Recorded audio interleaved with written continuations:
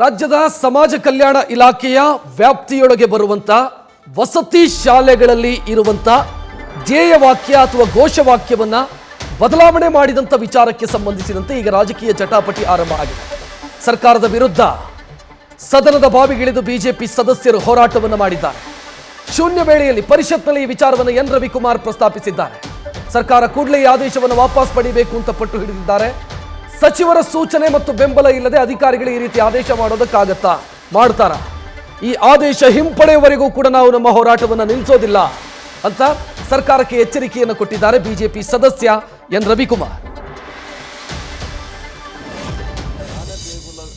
ಇದು ಸ್ಕೂಲ್ಗಳಲ್ಲಿ ಕೈ ಮುಗಿದು ಬಾ ಒಳಗಡೆ ಬಾ ಅಂತ ಬೋರ್ಡ್ ಹಾಕಿರ್ತಾರೆ, ಅದನ್ನ ತೆಗೆದಾಕಬೇಕು ಅಂತೇಳಿ ಸರ್ಕಾರ ಆದೇಶ ಮಾಡಿದೆ. ಆ ಕುರಿತಂತೆ ಸರ್ಕಾರಕ್ಕೆ ಒಂದು ಮನವಿಯನ್ನ ಮಾಡೋದಕ್ಕೆ ನಾನು ನಿಂತ್ಕೊಂಡಿದ್ದೇನೆ. ಅವಕಾಶಕ್ಕೆ ಧನ್ಯವಾದಗಳು.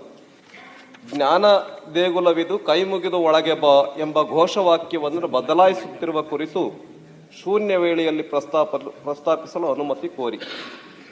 ಜ್ಞಾನ ದೇಗುಲವಿದು ಕೈ ಮುಗಿದು ಒಳಗೆ ಬಾ ಎಂಬ ಘೋಷವಾಕ್ಯವನ್ನು ಜ್ಞಾನ ದೇಗುಲವಿದು ಧೈರ್ಯವಾಗಿ ಪ್ರಶ್ನಿಸಿ ಎಂಬುದಾಗಿ ಬದಲಾಯಿಸುತ್ತಿರುವ ಬಗ್ಗೆ ಪತ್ರಿಕಾ ಮಾಧ್ಯಮದಲ್ಲಿ ಪ್ರಸಾರವಾಗಿದ್ದು, ಈ ರೀತಿಯ ಬದಲಾವಣೆಯು ನಮ್ಮ ಪರಂಪರೆ, ಇತಿಹಾಸ ಹಾಗೂ ಶಿಕ್ಷಣಕ್ಕೆ ನಮ್ಮ ಸಮಾಜವು ನೀಡುತ್ತಿರುವ ಪ್ರಾಮುಖ್ಯತೆಯನ್ನು ಕಡಿಮೆ ಮಾಡುವ ಪ್ರಯತ್ನವಾಗಿದೆ. ಜ್ಞಾನ ದೇಗುಲವಿದು ಕೈ ಮುಗಿದು ಒಳಗೆ ಬಾ ಎಂಬ ಘೋಷವಾಕ್ಯವು ರಾಷ್ಟ್ರಕವಿ ಕುವೆಂಪುರವರ ಪದ್ಯದ ಸಾಲುಗಳಿಂದ ಪ್ರೇರಣೆ ಪಡೆದು ಈ ಘೋಷವಾಕ್ಯ ಬರೆಯಲಾಗುತ್ತಿತ್ತು. ಬದಲಾಗಿಸುತ್ತಿರುವ ಘೋಷವಾಕ್ಯವು ಯಾರ ಪ್ರೇರಣೆಯಿಂದ ಎಂಬುದು ತಿಳಿಯಬೇಕಾಗಿದೆ. ಈ ಘೋಷವಾಕ್ಯ ಬದಲಾವಣೆಯು ರಾಷ್ಟ್ರಕವಿ ಕುವೆಂಪುರವರಿಗೆ ಮಾಡುತ್ತಿರುವ ಅಪಮಾನವಾಗಿದೆ. ಈ ಬದಲಾವಣೆಗೆ ಉತ್ತರ ಕರ್ನಾಟಕದ ಸಮಾಜ ಕಲ್ಯಾಣ ಇಲಾಖೆಯ ಅಧಿಕಾರಿಗಳು ಸೂಚನೆ ನೀಡಿರುವುದು ದುರದೃಷ್ಟಕರ. ಇದು ವಿದ್ಯಾರ್ಥಿಗಳ ಭಾವನೆಗಳಿಗೆ ಶಿಕ್ಷಣದ ಮಹತ್ವವನ್ನು ಕಡಿಮೆಗೊಳಿಸುವ ನಾಡಿನ ಸಮಸ್ತ ಜನತೆ ಇಂದಿನವರೆಗೆ ನಂಬಿಕೊಂಡು ಬಂದಿರುವ ವಿದ್ಯೆ ಎಂದರೆ ದೇವರು ಎಂಬ ಭಾವನೆಗಳ ವಿಷಯದ ಮೇಲಿನ ದಾಳಿಯಾಗಿದೆ. ಶೂನ್ಯ ವೇಳೆಯಲ್ಲಿ ಪ್ರಸ್ತಾಪ ಮಾಡೋದಕ್ಕೆ ಮಾತ್ರ ಅವಕಾಶ ಇದೆ. ಗುಂಡಾಗಳಿಗೆ ಧಿಕ್ಕಾರ, ಬಿಜೆಪಿ ಅವರಿಗೆ ಧಿಕ್ಕಾರ. ನಿಮ್ಗೇನು ಮಾನ ಮರ್ಯಾದೆ ಅಲ್ಲ. ಶೂನ್ಯ ವೇಳೆಯಲ್ಲಿ ಯಾರಾದರೂ ಯಾವಾಗ ಬಂದಿದ್ದು ನೀವು ಕೇಳಿದ್ದೀರಾ? ಶೂನ್ಯ ವೇಳೆ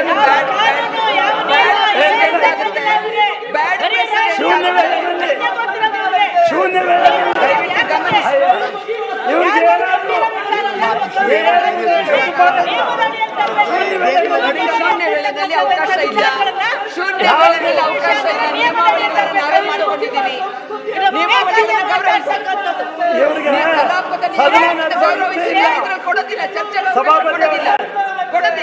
ಸಭಾಪತಿ ಅವರೇ, ಸದನ ನಡೆಸಬೇಕಾಗಿರೋ ಇಚ್ಛೆ ಇಲ್ಲ ಇವರಿಗೆ. ಸದನ ನಡೀಬೇಕು ಅನ್ನೋದಿಲ್ಲ.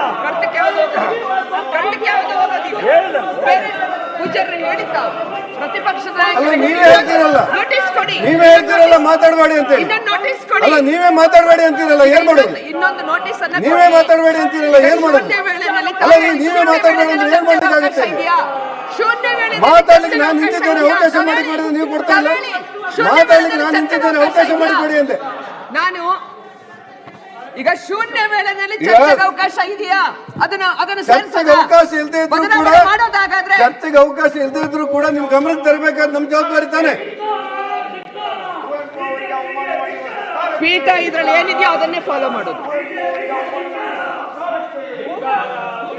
ಎರಡು ಕಡೆ ಸಂಯಮ ಇರಲಿ. ವೆಂಕಟೇಶ್, ಪರಿಹಾರ ಕಂಡುಕೊಳ್ಳೋಣ, ಕಲಾಪ ನಡೆಸೋಣ, ಕಲಾಪ ನಡೆಸೋಣ. ಈಗ ನೋಡಿ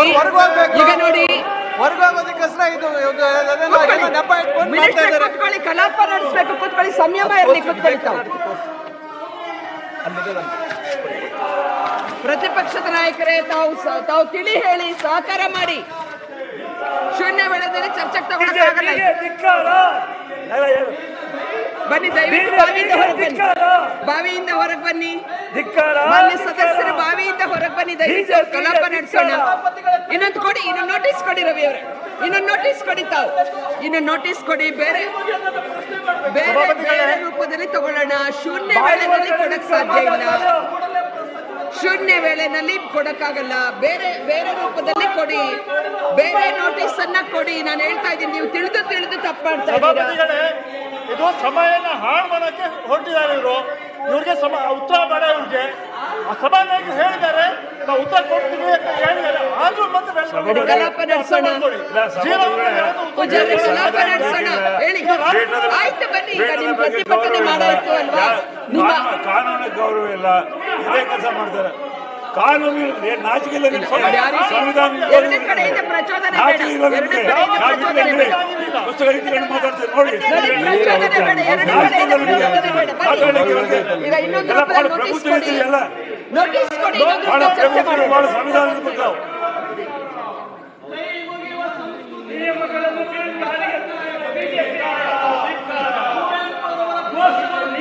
ಮೇಡಮ್ ಯಾವುದೇ ಕಣದಕ್ಕೆ ಹೋಗಬಾರ್ದು.